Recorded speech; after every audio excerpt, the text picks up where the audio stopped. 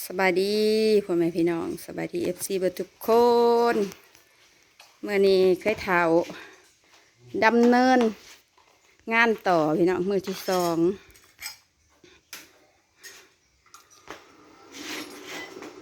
24 เสาพุติเฮย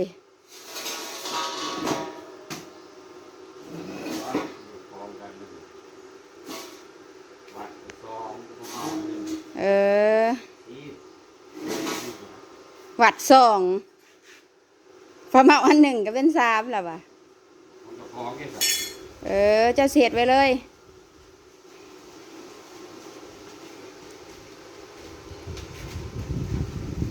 ดำเนินการต่อพี่น้องทำบุญสร้างกุศลสร้างบุญสร้างกุศลเคยเถาเห็ดนี่บ่ได้มีค่าลมค่าแรงหรอกพี่น้องบ่ได้มีค่าแห้งงานหรอกเห็ดด้วยความเต็มใจเห็นไหมเห็ดด้วยความเต็มใจพี่น้อง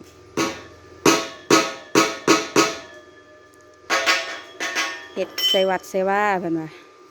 คันเห็ดชาวบ้านนี่คิดเงินแล้วเพิ่นว่า เจียนี่คักแหน่เว้ยเจียหัวมันบ่นะยาน้ำลงแม่นบ่ปิดฟ้าเจียหัวในหม้อปิดฟ้ามาแหละหัวมันบ่เฮ้ยนะหัวมันบ่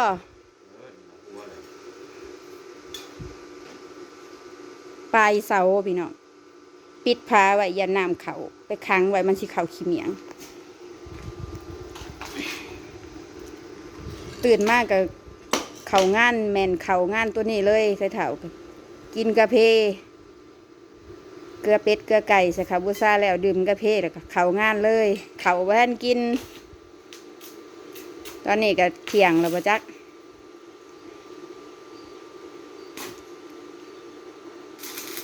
เมื่อวานนี่ก็อยู่วัดได้เช้าหนึ่งอันนั้นเป็น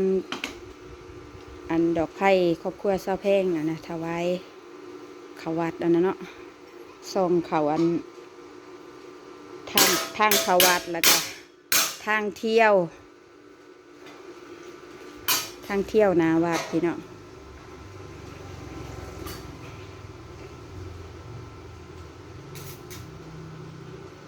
เมื่อนี้คือสิแล้วแต่นี่แหละตบแต่งเสาเมื่ออื่นผู้บ่จักจากสิได้เอาขึ้นนี่เนาะเฮ้ย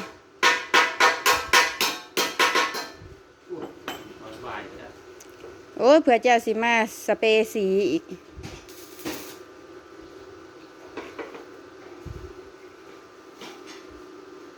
คัดตอนแรงนะสิได้คัดตอนบ่ายบ่ได้ดอก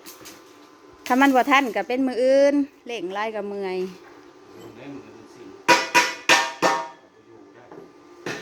มันบ่ทันกับมือ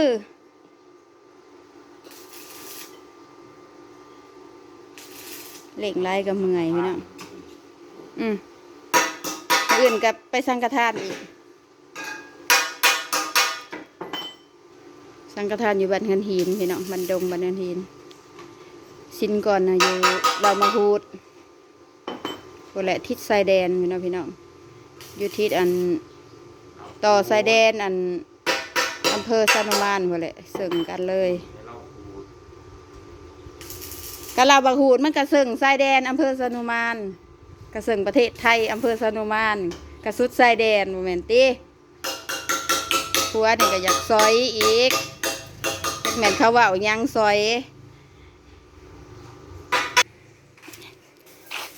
ทางเสื่อมทางตากไว้พี่น้องให้มันสาก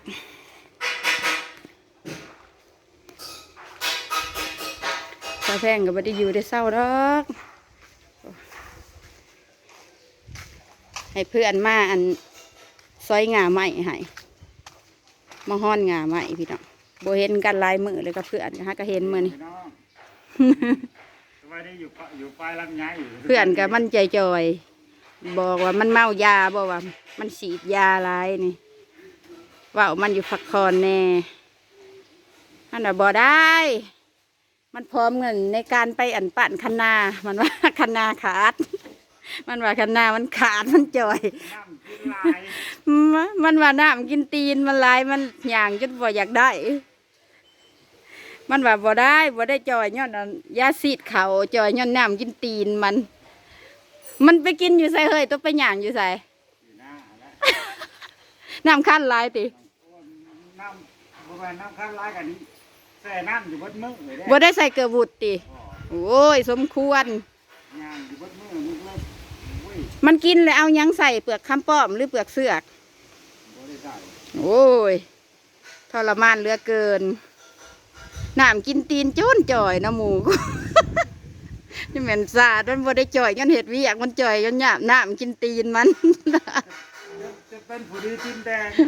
ข้าวบ่ได้ข้าวครับมือย่างบ่ได้ เกลือบุดไปใส่จังบ่ใส่นะ มันบ่มีผู้ใหญ่ โอ้ยเนาะ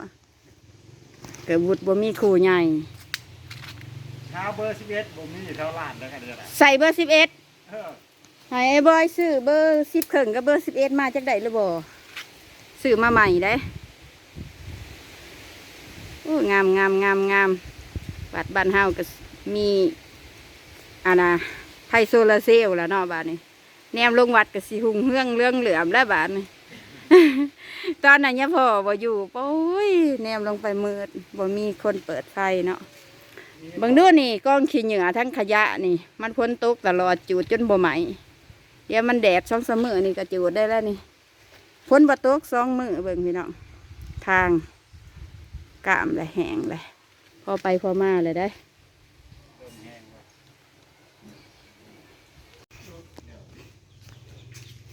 โง่มากพี่น้อง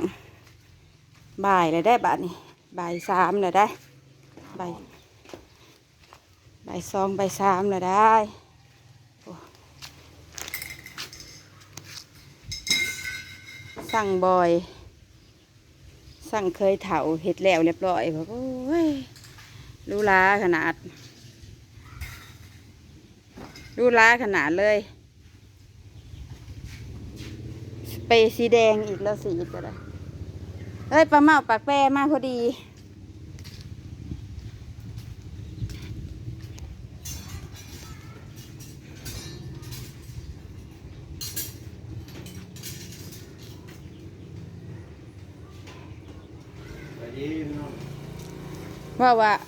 ว่าสิไปตลาดเจ้าว่าเราสิมาสู่ไปตลาดไปจ้ะให้ก็ได้2-3 โมงเลยว่าอยากไปได้บ้านี้นัดเที่ยง2-3 โมงแล้วบ่ไปได้บ้านี้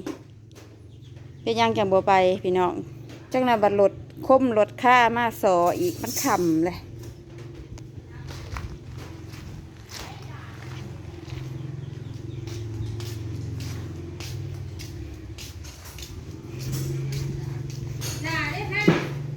บ่เห็นเบัดมือไปไสน่ะโอ้ยโทรเอารถข่าวเที่ยงมันกับบ่มากินแล้วเลยหานต้นใหม่เพื่อนกับเมื่อเรียบร้อยโทรเอามันแน่ข่าวเพศมันกับบ่มากินเป็นบ้าเล่นแห้งแล้วเหลือแต่ปัดแต่กวาดบัดนี้โอ้โหหลังคาแจ้งกังปาง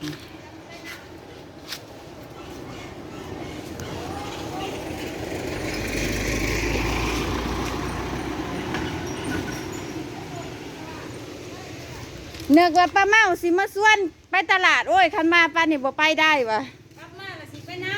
ญาติรถค่ะ เดี๋ยวอีหลาไปหน้า ญาติว่ารถคมรถค่าว่าไปขำป้านี่บ่ไปได้วะ เอ๊ะแล้วจะบอกมันมาในอีหลาน่ะ มันไปเล่นเกมอยู่เพื่อนนั่นทางซาบิ่งผู้ ทักทายสบายดีเบิ่งสิไปนำหลานเบิ่ง ขี่รถไปนำเอาโลด พี่ลึกพี่ลื้อแท้ อยู่อันข้างเฮือนปะนอนนั่นผมขาม เอาผู้ใหญ่ร้อยไปนำเด้อเนาะไปนำอะไรกับฮะ ข่าวเพศมันกับพันกิน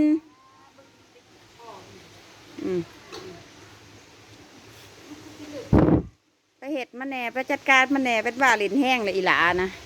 ผู้แล้วผู้แต่คู่มือนะเที่ยงแล้วมากินข้าวมื้อนี่นะห่อบ่มาเลยมื้อนี่นะมึงดูขี่รถไปรถพูนอยู่เฮือนปะนอนพูนที่นำร้านไปนำพี่น้องเพื่อสิไปวัดแล้วสิไปหน้านำแล้วจ้ะ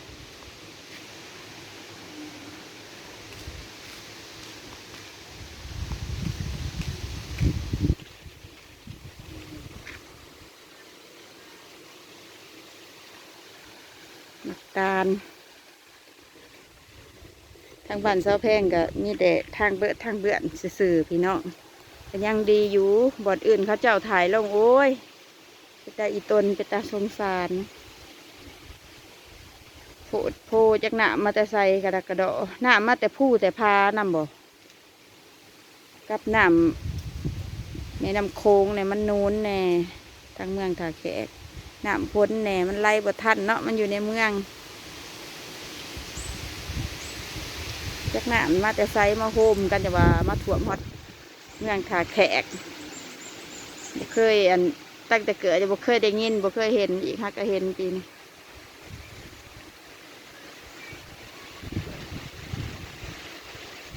เคยเถาเรากับสิพักผ่อนแล้ววะเราสีสเปรย์แล้วเลยเรารอให้มันแห้งทางเบิ่งเราสิเอาลงเมื่อนี้บ่หรือสิมืออื่นหรือมือฮื้อก็รอเบิ่งรอส้มเนาะพี่น้องก็แพงก็สิขอจบคลิปก่อนฝากกดไลค์กดแชร์เด้อพี่น้องสบายดี